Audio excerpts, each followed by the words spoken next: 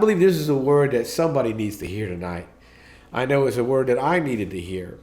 Faith that honors God. The question here is about those moments that you and I have where we need a miracle working faith. Have you been there? That great faith. That faith that moves heaven. Not that ordinary daily faith, those moments where life pushes on us and we need that heavenly faith, that miraculous faith. We've seen examples of Jesus who just walked in the miraculous. But we've noticed also that in Scripture, those who've had the honor of walking with him on this earth, also that their lives were miraculous lives. Their testimonies, their ministries were also filled with the miraculous. Hebrews chapter 11, which is a passage I will cover briefly tonight, is a very favorite passage of mine because it lists what we call the hall of faith, where the men and women of Scripture are honored for their life and ministry and the level of faith they had, which God was pleased by. And I think that what we're challenged by is that when these moments in life show up, when these moments surprise us and we need this type of faith, we don't really have it, or we don't know how to find it. We don't know how to build it, how to acquire it. And that's what I want to talk to you about tonight, because I think there's a misunderstanding of what this faith really is. And that's why I've titled the message the way I did. Because this great faith, this miraculous faith, is nothing more than a faith that honors God. See, when you have a faith that honors God, you are now embracing a faith that is a miracle working faith. When you have a faith that honors God, you have a faith that moves heaven. So a lot of times my concept of faith was being, like building muscles. How do I build this massive strength of faith? And what we need to do is build a faith that honors God, because that's the faith that causes miracles to happen. That makes sense to somebody. The faith that honors God is what moves heaven on your behalf. So tonight we're going to focus on how to have a faith that honors God. See, that's the only faith you need. That's the only faith you will ever need. It's a faith that honors God, and you will see that that faith is indeed the same miraculous faith. It is indeed the same heavenly faith that Jesus himself operated in. That faith. It's a faith, simply put, that honors God. I think we're chasing the wrong spiritual supplements to build something that is very simplistic. I want to read from Mark chapter 9. And in Mark chapter 9, there is a debate taking place. It's a debate that probably has taken place in your life. I know it has taken place in my life. This debate is over a situation where suddenly now we need this type of faith to manifest itself. We need God to move mightily on our behalf. And we've seen God move mightily in other people's lives. Maybe, there's someone that was very ill or facing some really, really serious matters. And we've seen God move in their lives. And now we need it for ourselves. And for whatever reason, the outcome is not the same as you have heard and seen for somebody else. Well, that's what's happening in Mark chapter 9. It's a very similar case where people have come to be ministered to, and people who have seen and probably heard of what God has done in others, and now they're approaching God, and for whatever reason, the results are not as the same as the others they've heard of people they've known who've been sick and troubled and facing crisis. So I want to use this passage because I think it'll minister to us. There's some things we're going to pull out of this tonight. Mark chapter 9, starting in verse 16. I'm going to read through verse 24. Verse 16 begins like this. What are you arguing with them about? Jesus asked. A man in the crowd answered, Teacher, I brought you my son, who is possessed by a spirit that has robbed him of speech. And whenever it seizes him, it throws him to the ground. He foams at the mouth and gnashes his teeth and becomes rigid. I asked your disciples to drive out the spirit, but they could not. I want to pause right there because this can't be overlooked. This little situation here is an important detail because I believe it's one that you and I have wrestled with or might wrestle with soon. Because these parents of this poor child did not come to the disciples just out of the clear blue. These were parents who were obviously troubled, as anybody would be troubled if their child was so sick. That they went someplace, they went to people that had a reputation of ministering to the sick. They didn't just approach the disciples out of the dark. No, these disciples who were praying for the sick and casting out devils were disciples who already had a reputation for ministering to people and then having results. And so this is the root of the argument that Jesus is literally interrupting.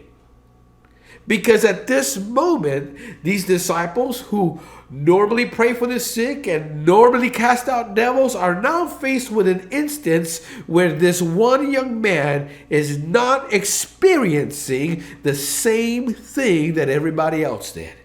That this one family is not walking away with the same miracle working results as everybody else did. And so this produced an argument. Friend, can I say that I've had those type of arguments, maybe not with somebody else, but I've had them internally. I've had those types of arguments where I know God can do. I've seen God do in others. I've heard about what God has done in others. And then I've had moments where I've approached God about things that need to be done in my life, that need to be fixed in my life, and the results were not the same. Have you ever been there? This is what Jesus is being faced with right now. This is what the disciples are being faced with right now. You can only imagine that the disciples are bewildered as well, as because they've cast out many demons, they've prayed for many sick, and now this awkwardness, and I believe this will minister to you tonight. Jesus continues in Mark chapter 9. I'll continue reading. It says, "You unbelieving generation." I'm going to get back to that right there. That's very important. Jesus replied, "How long shall I stay with you? How long shall I put up with you? Bring the boy to me." So they brought him. When the spirit of the boy, remember the parents said the boy had a spirit in him. And so when the spirit saw Jesus, it immediately threw the boy into a convulsion. He fell to the ground and rolled around, foaming at the mouth. So Jesus asked the boy's father, "How long has he been like this?" And this is important. From childhood. How many have been praying for something for a very long time?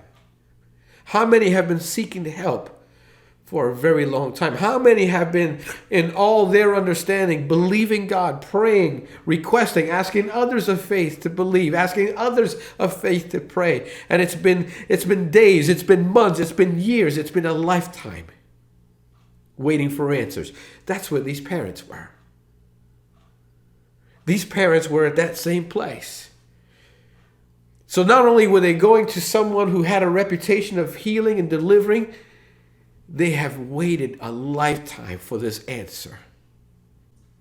The father says, "It has often thrown him into fire or water to kill him." Listen to his words. He says, "But if you can do anything, Jesus, take pity on us and help us."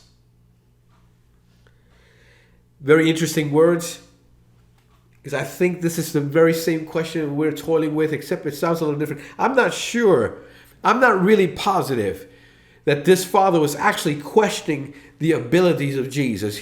After all, they came all that way just because they heard, just because they knew maybe of others in their towns, in their communities who were touched by the Master's hand, who have received their sight, others who were probably crippled and now walking. They have heard of the dead coming to life. I don't think there was a genuine question about his ability. Matter of fact, the literal translation of this verse actually reads differently. It actually says, it would read, if anything you are able, help us. If anything you are able, help us. In the English grammatical, we've had to add the words for ease of flow, the word can do anything. But the literal, it doesn't say can do. It's kind of added to make it easier for our ears. The literal, though, says, if anything you're able. See, I believe the question is very simple because it's a question that I believe that we all internally struggle with when we need a miracle working God to work on our behalf. We've heard about his work. We've seen it happen in others. But the big question that you and I probably struggle with is, will you do something for me? Because that's what he's asking.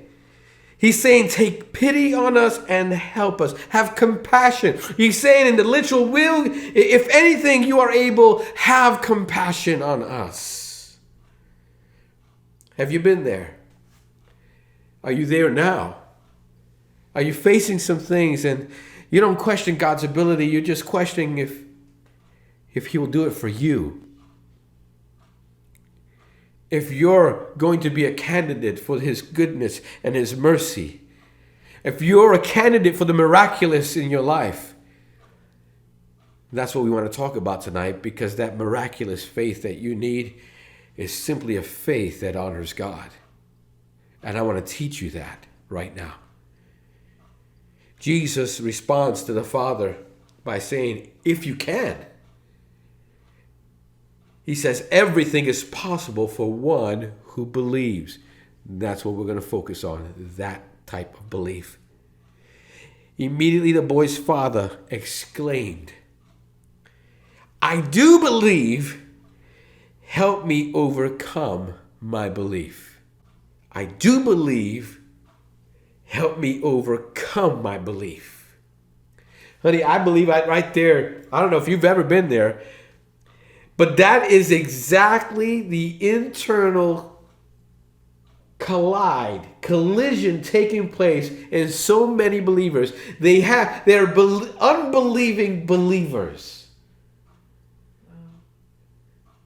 They have this much belief, but they have equal or more unbelief pushing back against their own belief. They have belief, but they have doubt that is equal to or greater than pushing back on the belief that they do have. Should I say it this way? There's a supernatural part of them that says yes, but there's an overwhelming natural part of them that says, I'm not certain.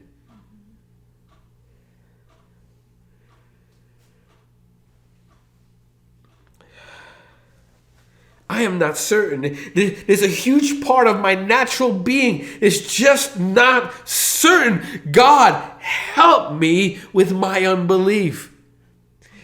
Help me with this natural part of me that just questions, that just doesn't have the certainty. This is the right way to begin. This is the right place to begin.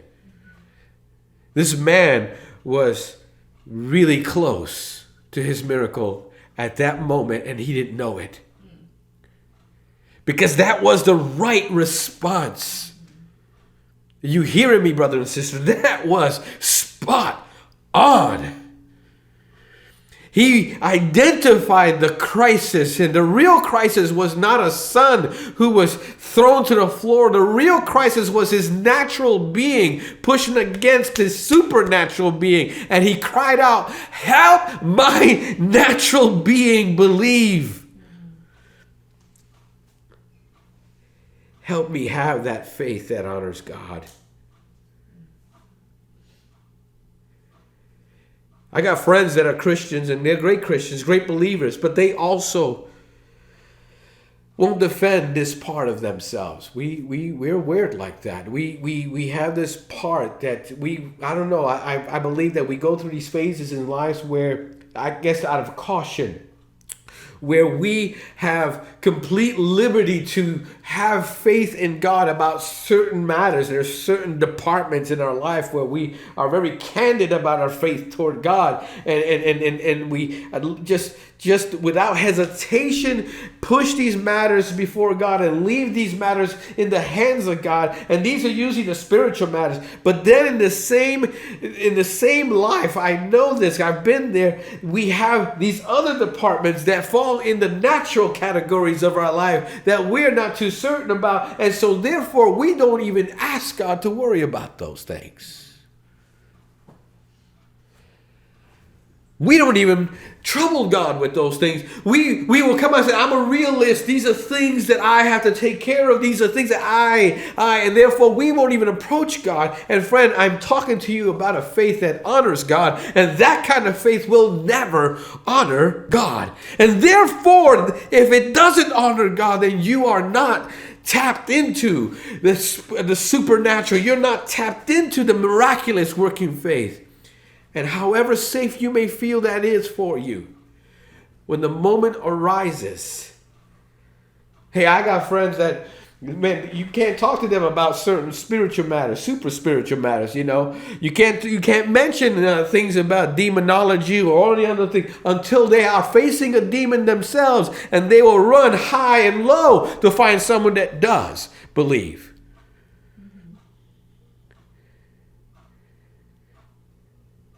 We have somehow created a pattern of living that we've knit together ourselves that keep us from failing in this area of doubt. So what we do is that we put a natural sweater around those areas, and we don't even ask God to worry about those things until the crisis shows up. Oh, the spiritual stuff, that's easy. I trust God for that. And I trust God for that. But this, and this, and this, my children, and this. Until something really big shakes your world. I want to talk to you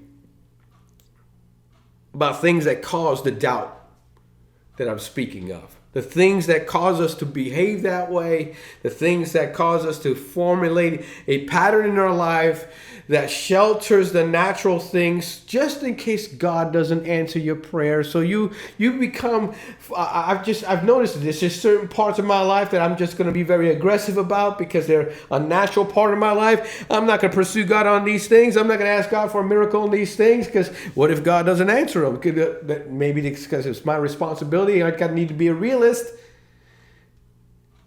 And let me expose to you that within this story there are a few things that reveal to us the causes of doubt that you and I need to be fully aware of. Not only that, I want to challenge you tonight that you need to make extra effort of exposing within your life and then rooting them out and getting rid of them. Because as long as these causes of doubt exist in your life, you will not have a faith that honors God. And you will find yourself in a similar situation that these people were in, where suddenly you need this miracle working God to show up, and there's too much of the natural pushing back for you to see it happen. The first cause of that I want to reveal to you is that we often believe like those that are around us. We often believe like those that are around us. The people that are around us affect how we believe. Oh, I know what I'm going to hear right out of the gate. Some people are going to say, no, that's not me. That's not me. Friend, can I tell you, if you're standing in a swimming pool that's only knee deep, you're only going to be wet from the knee down. The people that we are with, the people that are around us, affect the level of faith we have. Let me just say it to this. This is true both in the negative and in the positive. This has an effect on us, whether negative or positive. This is true, true, true. And then what I've noticed is some of us have sabotaged our faith growth by deliberately avoiding people that have more faith about certain things and surround ourselves with people who have similar faith about our things. Do I need to say that again?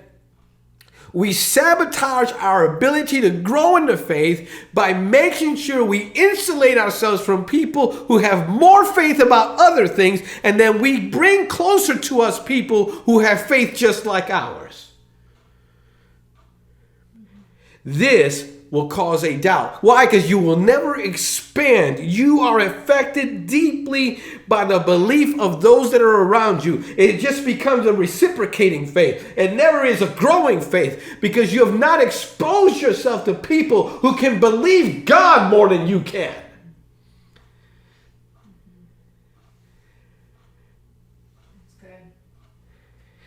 That, my friend, is a faith that will never honor God. It will actually allow doubt to stay rooted in your life about certain matters that one day you're going to need to have faith about.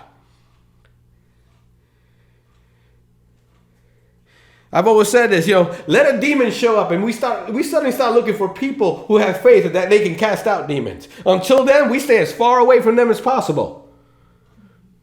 We don't want to run around with demon kicking folks. No, that's crazy. Until one shows up and now you have a son or a daughter who's facing some drug addiction or alcoholism, and suddenly we need somebody with that monster faith that can run demons out of somebody's life. Then we want to show up. Friend, you are deeply affected by those who believe that are around you and their level of faith. You and I need to start making sure we're rubbing shoulders with people with greater faith, people who God has worked through, people that God has done things through. Let it increase your faith and push out the doubt. You need to walk with people who've been through stuff you ain't been through yet. This will start shielding you from the doubt, because there's going to be moments that you face things that you've never had to approach God about. You've never had to ask God about these things before. But I thank God I've been with brother so-and-so here or sister so-and-so here, and they've been through something similar, and I've seen what God has done in their life, and because of the faith that they have, hallelujah, I'm holding on to that. But when you're around other people who have never experienced God, friend, what they feed you and me is nothing more than more doubt. You understand what I'm saying? You see, someone who's never had faith about sickness won't tell you to go pray to get healed. They'll tell you to go to the doctor for medicine. Am I right about it? Let's look at what Jesus confronts here in Mark chapter 9 and verse 19. And I told you I wanted to come back here. But in verse 19, he says, "You unbelieving generation." This is right after the Father had approached him and asked him and told him about the disciples praying and not being able to drive out the spirit. This is the Father telling Jesus what's going on. And Jesus doesn't respond directly to the Father. Jesus doesn't respond directly to the disciples. Jesus literally responds to everything that was influencing the moment. And he says, "You unbelieving generation." You see, their faith was being shaped by the faith of everybody else that was around them. That's how Jesus responded. "You unbelieving generation." He had to set the record straight for the whole mass. And this is when he says, "How long shall I stay with you? How long shall I put up with you? Bring the boy to me." Jesus responds not just to the Father and not just to the disciples. Jesus responds directly to the doubting culture the Father has surrounded himself by. So I ask you tonight, what kind of people are you connected to? What kind of people Are you locking arms with when trouble comes? I got to be real with you. I've seen this damage done. I've seen people face relational problems, marital problems, and instead of finding some warriors, they find other people whose marriages have broken, and those are the ones that come near them. People who lose their jobs, they don't find them, they don't run to people who have succeeded. Suddenly they're surrounded by other folks who've lost jobs. And this is the trap that the enemy sets. It says misery loves company. When you and I face those crises, he's going to send a swarm of company to build doubt, not faith.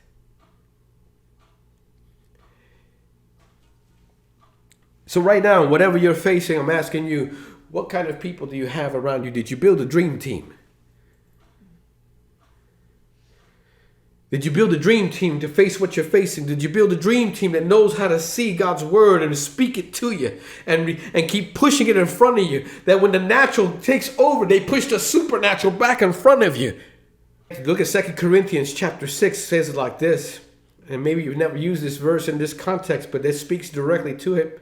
Verse 14 and 15 says, do not be yoked together with unbelievers. What does a believer have in common with an unbeliever? When you're facing those issues, when you're facing those challenges, when you need that kind of faith, you have no use for them. They'll just rob you of what you have and then fill you with more of what you don't need, and that is doubt. The second thing I want to tell you about that this passage, I believe, reveals, causes doubt, is this attitude that says we've tried things that didn't work. We've tried things that didn't work. I've approached people like this and talked to them and said, oh, we tried that. Well, we tried that. I used to tell people all the time, you need to stay plugged in. In almost every single crisis, I'm counseling somebody. I'm telling them, listen, first things first, you need to get yourself plugged in. God's answer for your need is within the fabric of the body of Christ that he's put you in. You need to get plugged in, and they'll say, we've tried that.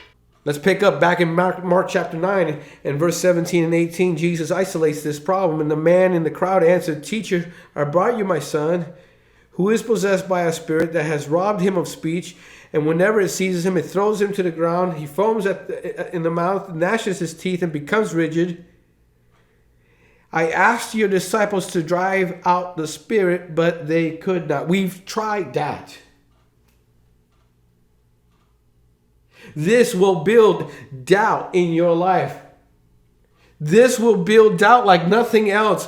And let me just say this right here. Some of us are asking God what I call a burning bush experience. We want a burning bush moment. And this is, we have these big things in front of us that are so important, and so valuable, so dear to us. And so the answer, we already know what the answer needs to look like. We already know what the answer needs to sound like. And so we're basically running after God for whatever this burning bush moment that we have contrived in our imagination needs to look like. Because we've seen the stories, we've heard the stories, and therefore we've created a synopsis of how it will be when God answers you. And then it doesn't come as you've imagined. It doesn't sound the way you thought it would sound, and therefore, let me tell you something about the burning bush experience. Yes, it's in the Bible. But it only happened once. It never happened again. It never happened for anyone else, ever. It only happened that one time for that one person. Nobody else ever had a burning bush moment. And this is what I'm trying to say. You and I, if we want a faith that honors God, stop trying to live through somebody else's experience. Stop trying to look for something that looks like somebody else has. But instead, I encourage you to just let God do what he wants to do in you. Let God be God. You need to surrender. A faith that honors God does just that. It just honors God. God, I know you sent him a burning bush, and this one you put mud in the eye, and this one you told him to go to the Jordan. But Lord, I just submit and humble myself before you. Because whenever you have this attitude that says we try things and that didn't work, you block faith from growing, and you create an atmosphere where only doubt can grow. Because what God wants to do for you is especially for you. It is especially for you. It is custom fitted, custom made for you.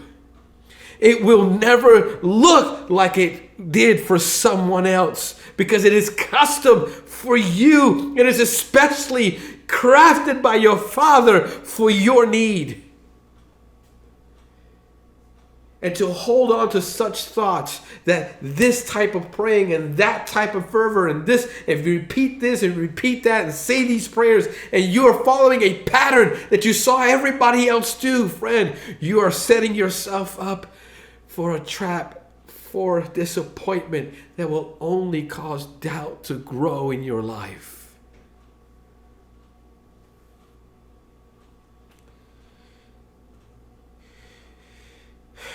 When you're stuck on seeing certain outcomes to only come from specific types of things, you create doubt. You give opportunity to doubt. And soon you'll start believing that there is no time for God to show up out of nowhere and start a miracle out of nothing. But God can show up at any time and come out of anywhere and do anything with nothing. And the only way to see that kind of God is to have a faith that just simply honors him and says, God, I know that you hear me. And though I cannot see, Lord, I know you hear me. And I will honor that. The third type of thing that will increase doubt in our life is that we believe sort of attitude. That is the unbelieving believer. We believe sort of. This is that person I spoke about earlier, where we departmentalize parts of our lives that we can believe, and there's this parts of our life that we sort of believe. Friend, whenever you have that kind of faith, it's not a faith that honors God at all. That is a lukewarm faith. It never pleases God. It cannot please. It's hot or cold. It's interesting that a fire needs certain ingredients to keep it, to make it grow. But there's certain things that you place out of balance with those three main ingredients, and it will also kill the fire. Being lukewarm kills the fire of faith growing in you. Mixing the hot and the cold will quench faith and only favor doubt. The only thing that benefits from this type of attitude is doubt.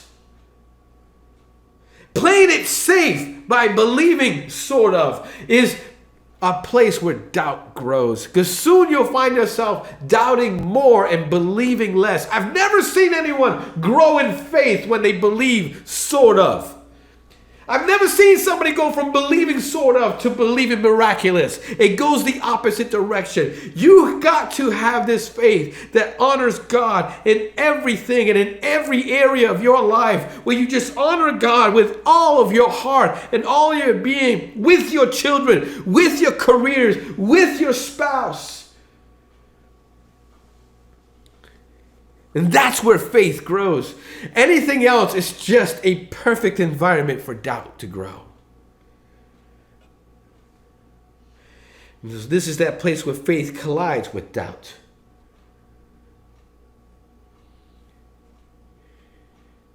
Like I said, we've predetermined these safe places. Look at Mark chapter 9, verse 24.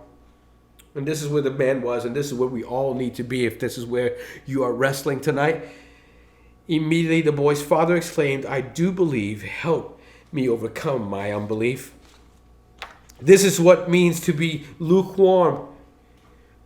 And this man realized that he had too much doubt, and he immediately said, help my unbelief.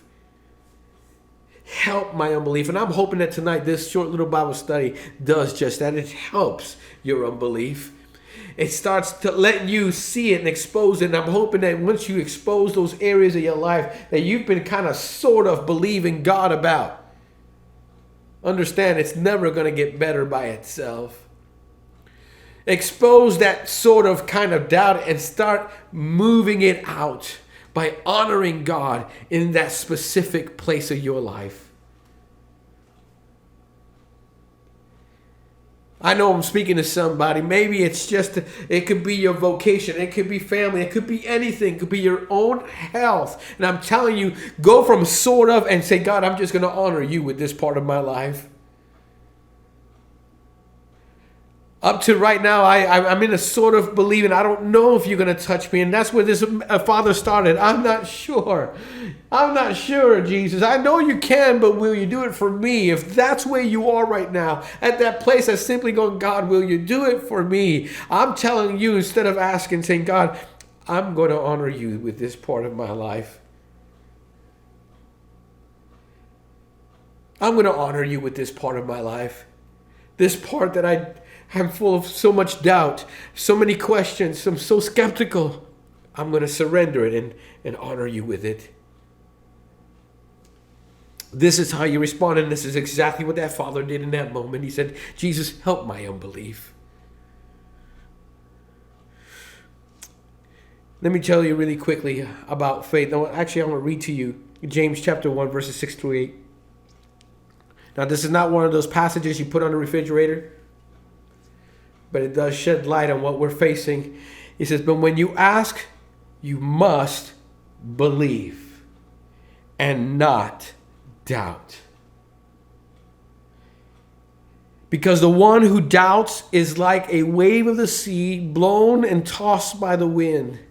He says that person should not expect to receive anything from the Lord, because it is a faith that does not honor God.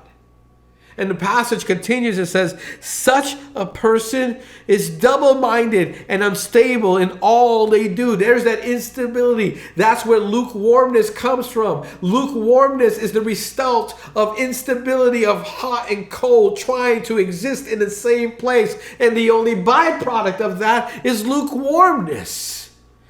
Miracles never come from lukewarmness. Faith does not grow in lukewarmness. That person should never expect anything, to receive anything from the Lord, according to James. And so you must endeavor to expose these areas of doubt in your life. Maybe you need to start patting yourself with believers that have faith in those areas. Start exposing them. Don't ignore them. Don't learn to live with them. Don't learn to live with the doubt and the skepticism. I challenge you to take them one by one and ask the Lord to help you with that doubt. That's a faith that honors God right there. So here, three things. A faith that honors God believes when it doesn't see. It believes when it doesn't see. Faith that honors God requires you to live beyond the natural. If you're a realist, this is not going to work for you. If you're the type of person that requires some natural reality, skip this part. Walk away. This life is not for you. It will not work. Jesus said it himself, I'd rather you be hot or cold, but lukewarm doesn't work. And if you're a person that just has to have some kind of natural reinforcement, this won't work for you. This walk won't work for you. This lifestyle is not going to work for you. Hebrews 11:1 says, now faith is being sure of what we hope for and certain of what we don't see. Matthew 9:28 says, when he had gone indoors, the blind men came to him, and he asked them, this is Jesus. I'm hoping maybe you hear these words personally right now. I'm hoping that right now maybe you hear these words. Jesus, asked these blind men. Jesus asked these blind men, "Do you believe that I am able to do this?" This is a direct quote. "Yes, Lord," they replied. This is the type of faith. And it begins with the fact that they literally approached Jesus with their blindness. That's honoring God. That's the faith that honors God. They literally approached him with their weakness. Are you hearing that? Somebody got that. They literally approached him with the very thing that causes the handicap. That's the faith that honors God. See, I'm saying that in our humanity, we tend to take our weaknesses and we put them someplace where we can take care of it, where we can protect it, and we'll actually guard it. We'll guard our weak spaces because we don't have the faith to allow God to take care of it. So we guard it. The trick, the answer, the solution, the remedy is to take the very things that you've been guarding, the very weaknesses in your life that you've been protecting, that you've been cautious, you don't want to get hurt anymore, you don't want to get banged up anymore, you had too many losses because of it, that thing right there, and then you bring it to the Lord the way these blind men came to Jesus, and you bring that to him. Amen. This is what faith that honors God sounds like. The faith that honors God doesn't need to check any of the boxes in our natural life. Did you get that? We make too many natural prerequisites for God. If it's a God thing, throw away your litmus test. Throw away the natural check boxes. If you're going to hand it to him, hand it to him. But don't play. Don't try to give him something else. Don't try to give him half just to see if he'll do it. That faith doesn't honor God. It won't work. It won't move heaven. It won't bring miracles. Number 2, faith that honors God persists when nothing changes. In Colossians 4:2, read from the Good News Translation, it says, "Be persistent in prayer and keep alert as you pray, giving thanks to God." Be persistent. Hebrews 11 continues and talks about these heroes of the faith in the hall of faith, that all of them died, not ever acquiring the promises, but accepting them from afar off. And that level of faith kept them from turning back to their old life, because they realized that their old life, they had nothing here, that they were just sojourners, and that they had a new home, a better home. And even though they did not get to see it in their natural life, they accepted it as theirs. This is the kind of thing that you and I need to ask God to help us with. To have a faith that honors God is a faith that persists even though nothing changes. This boy didn't experience this deliverance from Jesus' hand unless his father had persisted all his life. That boy, all his life, had this condition, and his parents persisted until they found an answer. How long? I don't know.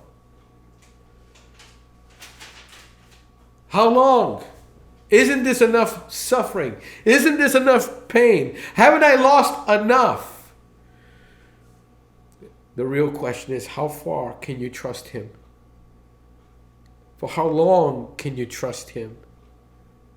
Because he hears you and I. He hears our pain. He understands. But he also understands the solution far better than we can. And we have to persist when nothing changes and understand that he understands a better way. And he's taken you through it. The last thing I want to share with you is that the faith that honors God works when nothing else makes sense. The faith that honors God works when nothing else makes sense.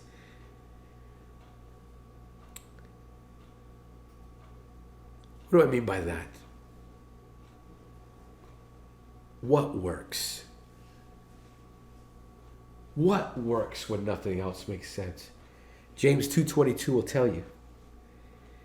You see that his faith and his actions were working together, and his faith was made complete by what he did. What works when it doesn't make sense is you and me. See, the faith that honors God no longer sits and waits. The faith that honors God gets up and goes to work. It begins to move and mobilize itself in the direction of the miracle. You hear that? The faith that honors God begins to walk when there's only water in front of them.